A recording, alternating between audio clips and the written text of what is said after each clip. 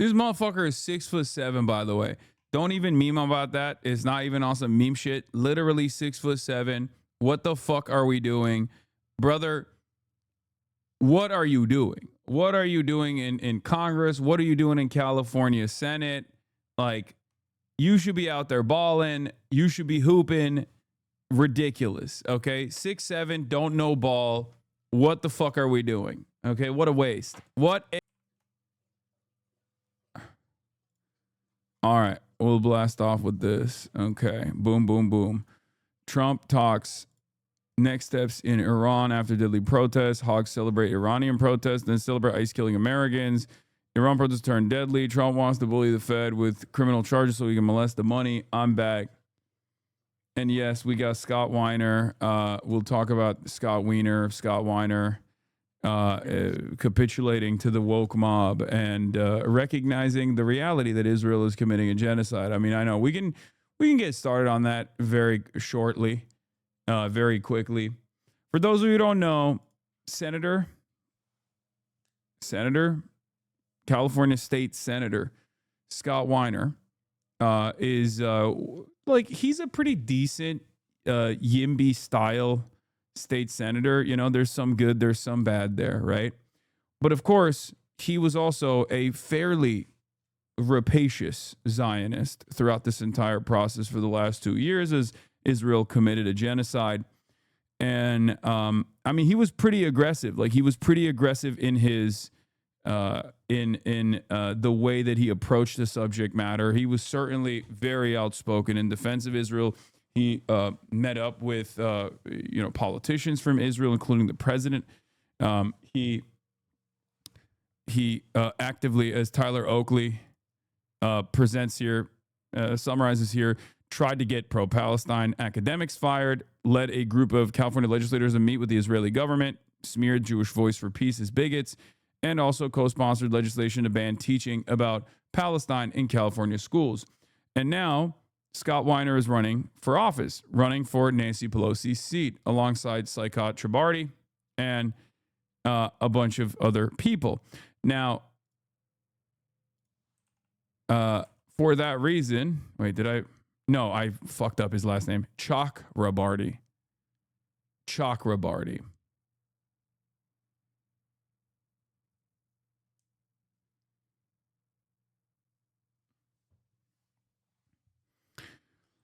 And Saikat has some good and some suspicious aspects to his run as well, but I can't tell if you're doing a bit, but it's Weiner, by the way. Oh, sorry, I wasn't.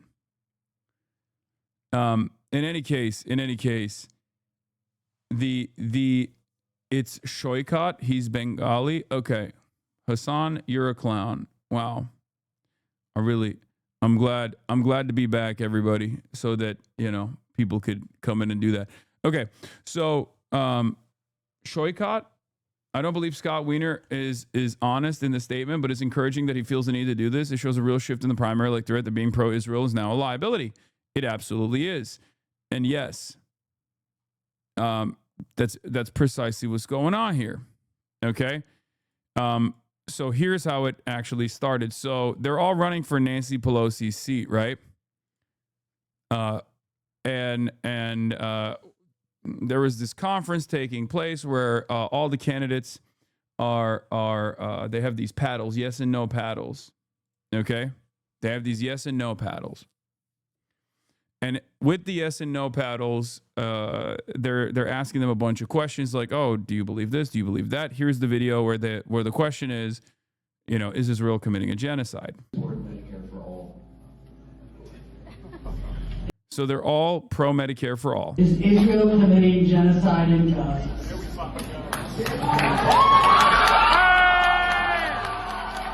You don't want to look like that, man. You don't want to be out there looking like that.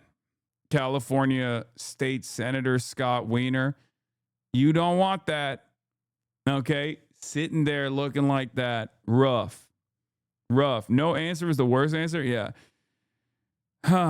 In any case, I mean, he has done a lot of stuff. Yesterday, the president of Sonoma State University aligned with the campus with BDS, a movement whose goal is the destruction of Israel, home to 7 million Jews, all this stuff. Like, he he has been a pretty active supporter of Israel throughout this entire process, like pretty vicious.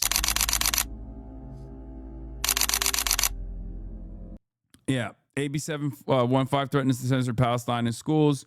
AB 715 is a dangerous bill that threatens free speech and curriculum in California classrooms, championed by Jewish Legislative Caucus member Senator Scott Weiner, and Assembly Jesse Gabrielle and Rick Spoor. This bill is a coordinated effort to stifle any criticism of Israel and censor Palestine within California public education under the guise of combating anti-Semitism. Last week, I co-led a legislative delegation to Israel with both Jewish and non-Jewish legislators and several community organizations. This was in 2014. Okay, this was in the month of February in 2014. So make no mistake, this was very deliberate. This was on purpose. He did this after Israel had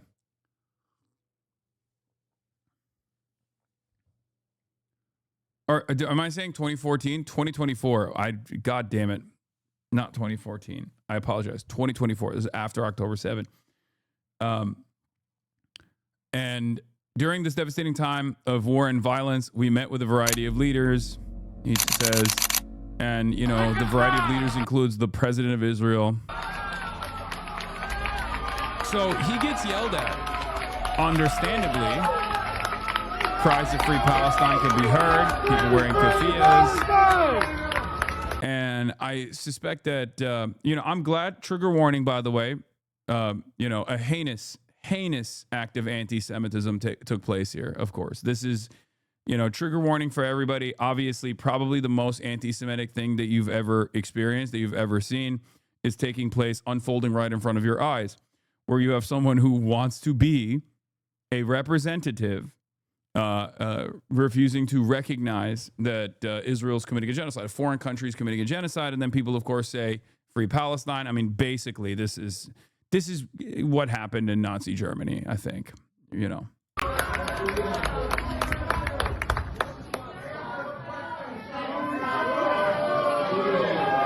They say, answer the question, Scott.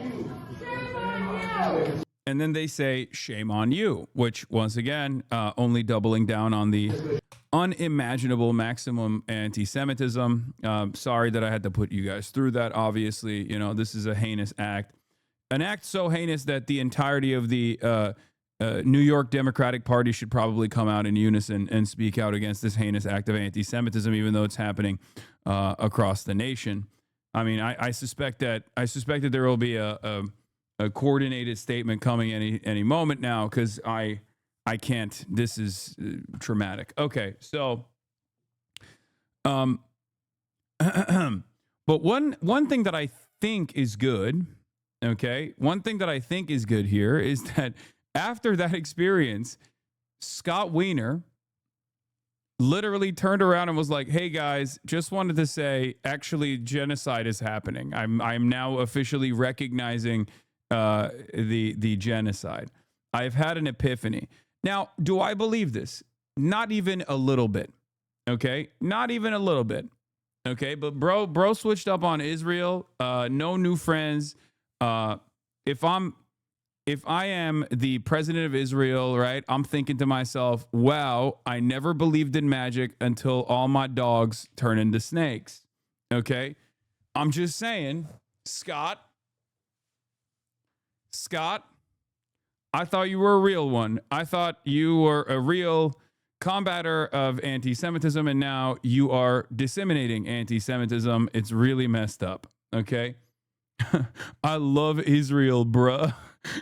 Me too. Okay. 2026 is the year where I pivot. I switch up on everybody. I'm pro-Israel now. Okay. So, AB 715 wasn't just bad because of his content, but it was rammed through the last day of the session, where they gave notice of the Senate committee hearing at like 3 a.m., 6 hours before, giving no time for the opposition to organize against it.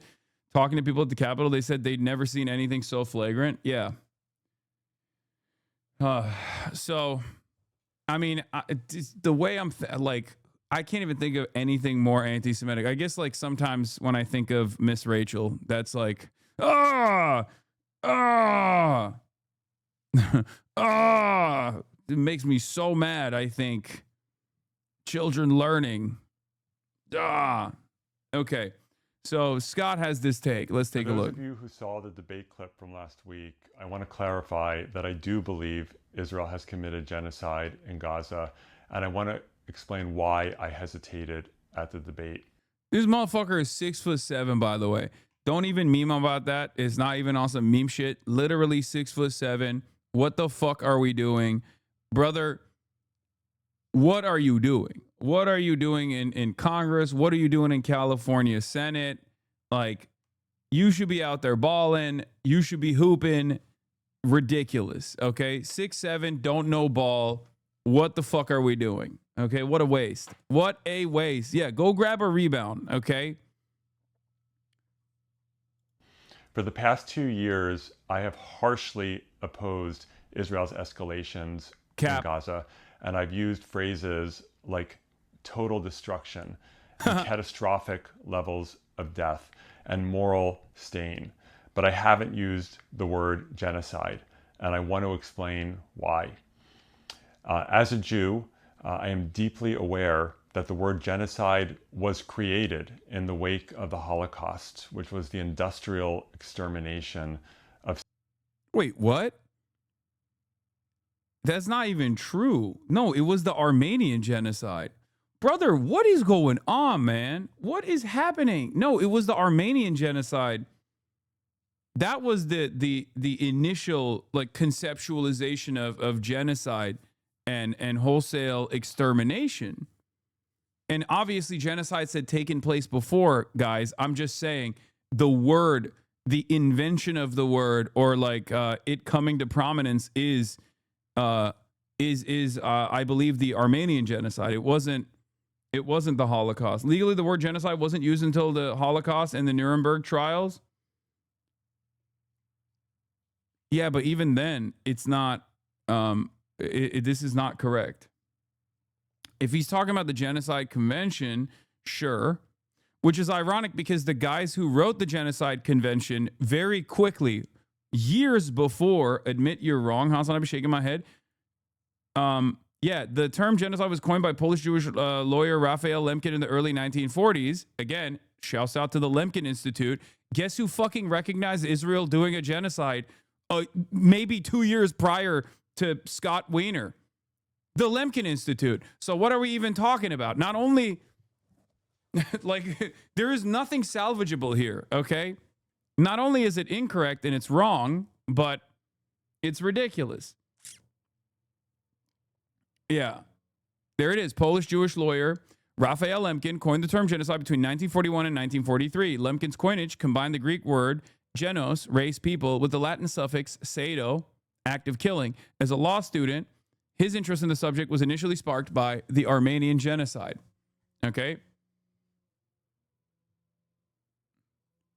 In any case, this is not even an adequate argument to deny the current, ongoing genocide that Israel is doing.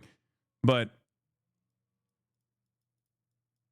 Lemkin came up with the word in the 40s, citing the Armenian genocide, but the word itself was in his book, Axis, Rule in Occupied Europe, about the Holocaust. Okay. In any case,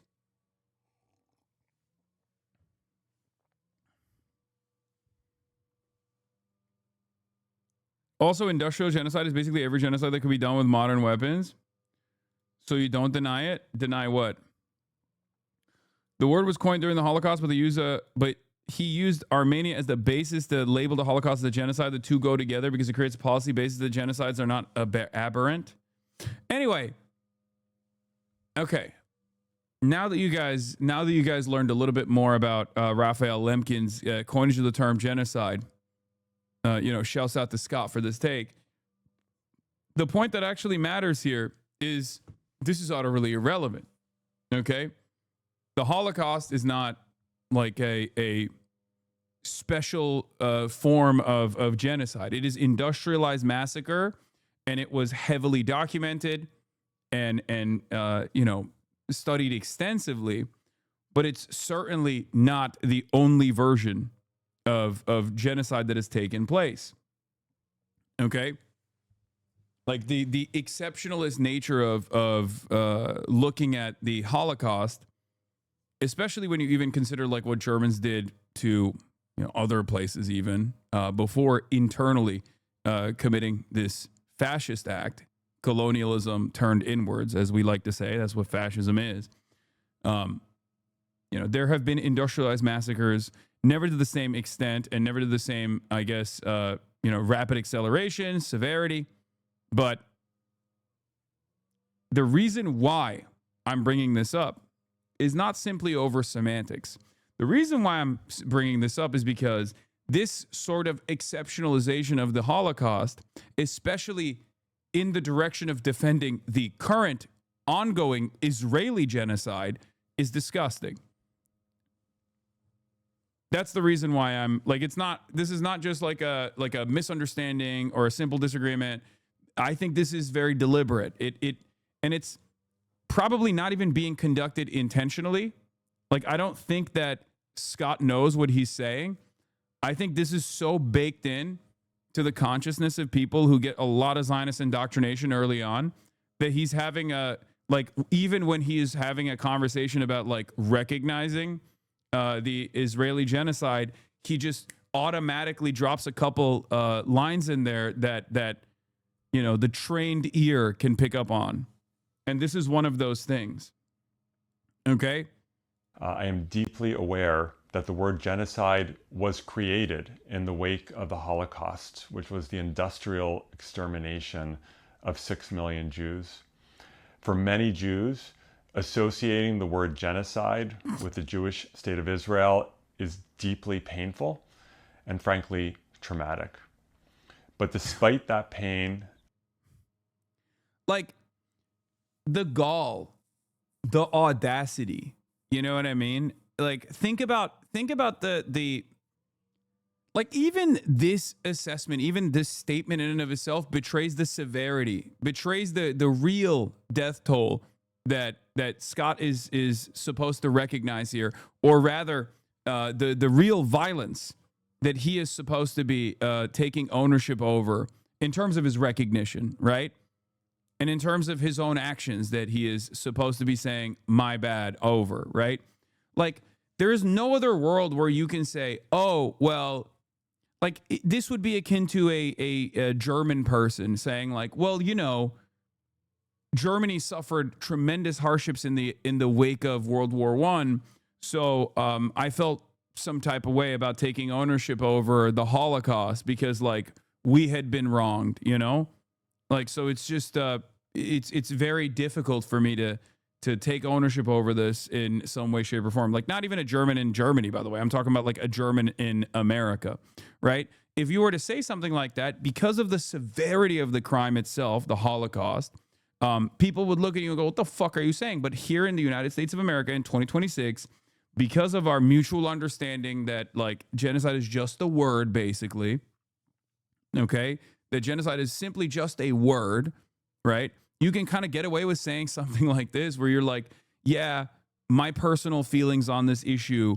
are far more important as a Jewish person. Like, the importance of the word genocide for me and the severity of that word overrode my clear and calm assessment of what Israel was doing.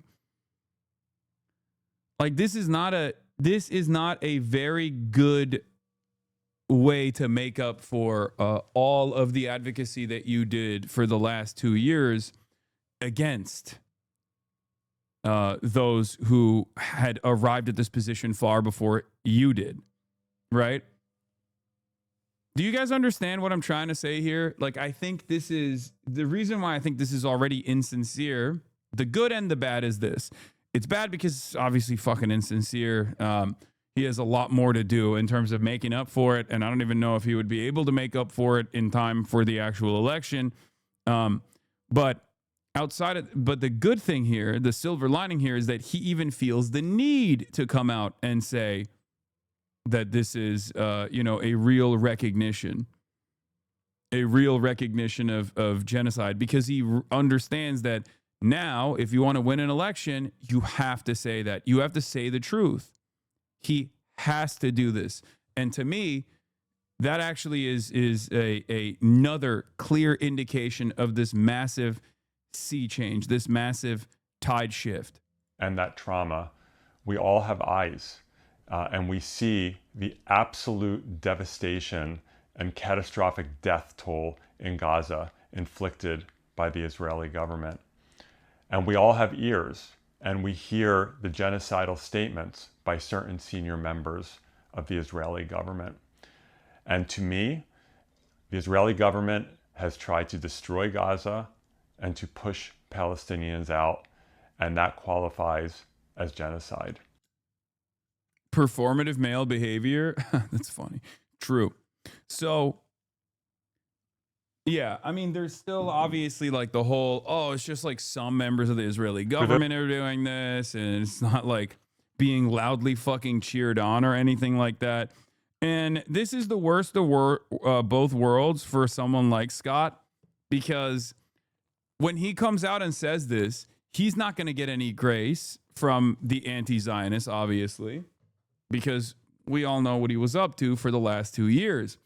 He's also not going to get any grace from the Zionists, because they're going to be like, how dare you betray your own people? Like, this is what the fuck? How dare you recognize that there is a genocide at all? There is no genocide. That's blood libel.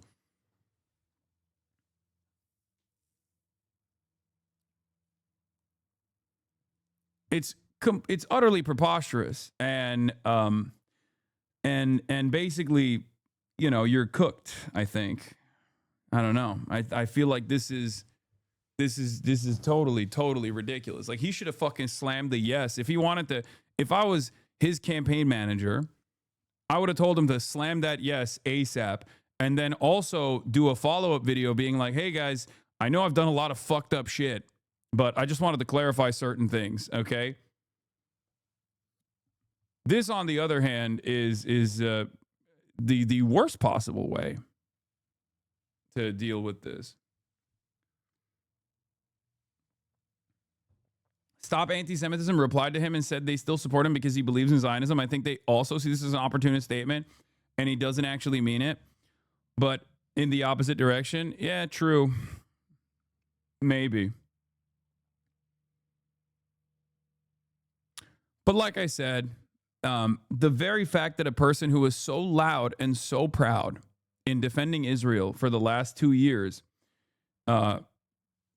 coming out and having to do this, like, I'm really sorry for what I did moment, like, it is truly, for those who have been around, for those who are aware of Palestine, for those who are engaging in anti-Zionist, pro-Palestinian advocacy for a lot longer than, you know, post-October 7, this is a very interesting moment.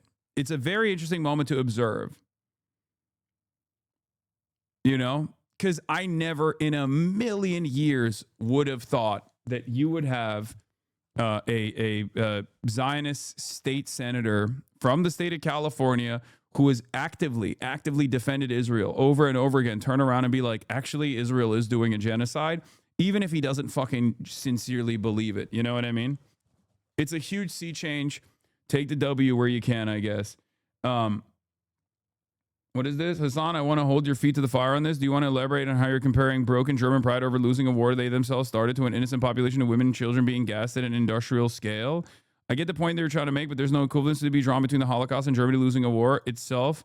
It started as an aggressor. Wait, what? Okay. Chatter. The comparison that I was making is not one in defense of Nazi Germany or in defense of like American Germans' feelings over the Holocaust. I think you misunderstood the point that I was making. In order for this to work, in order for this analogy to work in the way that you thought it worked, I would have to be pro Nazi Germany or pro Holocaust. The comparison I was making is it is utterly irrelevant what the personal feelings of a Zionist congressperson when making, like, when you're talking about something as severe as genocide taking place. That's the reason why I use this analogy. The crime is far too severe for you to be talking about your own personal feelings about what words mean to you internally. You get what I mean?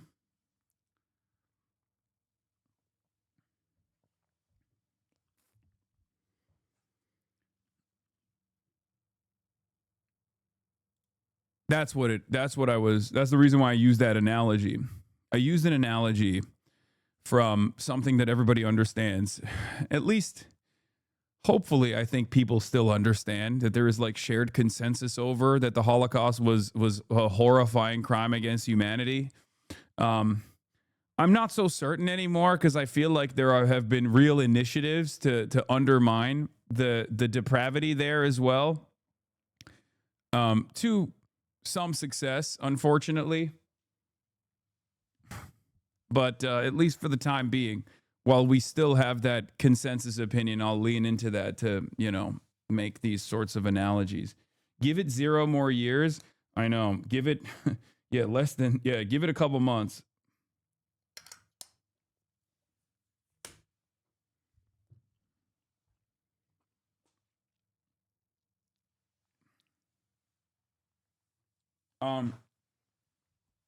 What do people even get from lessening Holocaust?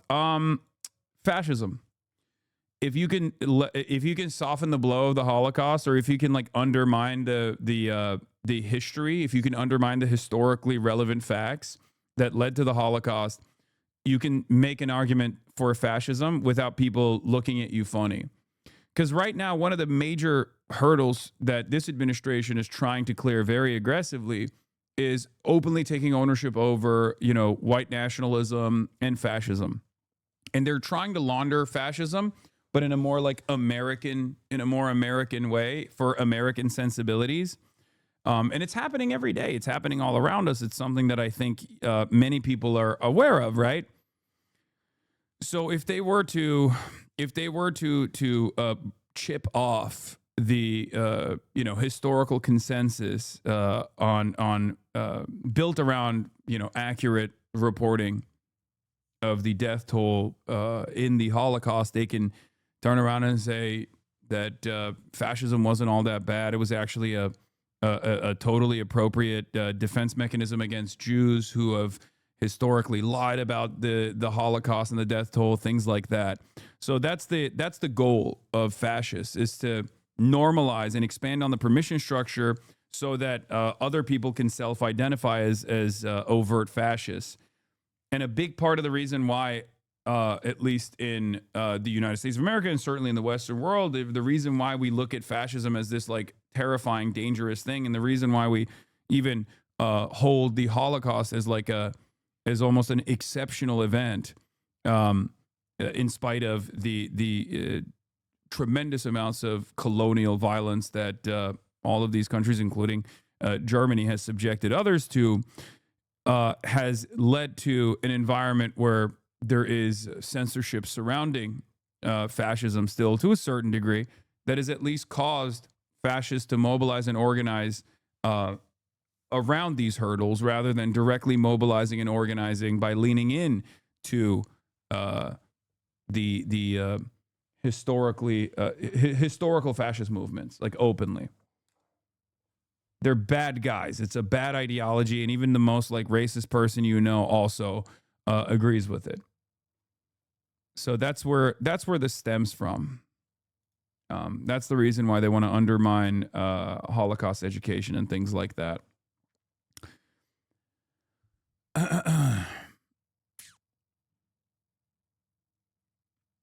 Yeah. Jenny Lee, what can you do about liberals who believe campaigning on the difference between legal and illegal immigrants is impossible and too hard to understand for voters? I had an argument yesterday, and 2 liberals told me that campaigning on better legal migration systems is too progressive and too difficult for voters to understand. I mean, that's terrible. That's just a terrible, silly person who wants to lose. Would you say that it's better for fascists to own it so that it's easier to identify them and keep the fuck away, or nah? I mean, you're seeing that right now. You're seeing that currently. Do you think it's better for fascists to own it? Do you think it's better for Donald Trump to openly say, I'm going to Venezuela because I want the oil? I'm going to Venezuela. I'm going into Venezuela because I want the oil. I don't give a fuck what you can say. I'm doing imperialism. I love imperialism. I love death and destruction. Or there is this, some people will say, yes, it's better, but I don't think so. And the reason why I don't think so is because when you expand the permission structure, it's kind of like racist, right? Like people say, oh, well, I'd rather have someone be openly racist than hide how racist they truly are.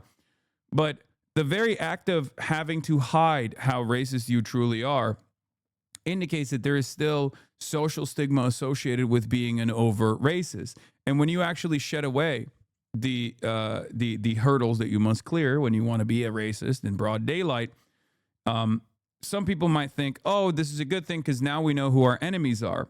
But what you're failing to consider is that there are plenty of other people who actually hear this kind of rhetoric and think, oh, this is actually good and normal. So when you expand the permission structure on how racist you can be, that actually leads to a very dangerous mobilization out in the open. Yeah, same argument can be made by pedophilia. Exactly. When you erode the social stigma associated with pedophilia, which, again, another thing that like the modern right-wing movements are kind of doing right now, which is crazy to say, but it creates an environment where people are more comfortable adopting it, and you can market it. You can even present it as aspirational, right? I'm talking about not pedophilia, but specifically fascism in this regard. Yeah, so the people get more emboldened. I mean, look no further than Elon Musk. The types of things that the wealthiest, most powerful individual in Western society is saying on his own social media platform about white people experiencing white genocide due to, migration and due to miscegenation was not even like a decade ago, not even like 5 years ago, would have caused someone to be pushed out of polite society. And now you have the most powerful person on the planet who literally has a surveillance apparatus with satellites all around the orbit of this planet, with a massively consequential social media platform that is very clearly feeding people straight up brain rot poison, openly stating that he believes that white people are under attack due to migration. White people are under attack because America is no longer, or the Western world is no longer as white. This is white nationalism. It's white supremacy through and through. And the very fact that like someone is openly saying that, someone as powerful as Elon Musk is capable of openly saying that without anybody checking him, is terrifying. What do you think the impact of that will be? This is a person that has a lot of influence over a lot of random people, a lot of random normies. This is a person who commands a social media platform. He can literally fucking slowly but surely get people to agree with him by doing unlimited propaganda. And he is doing that, for the record. He is doing that. He's doing that nonstop.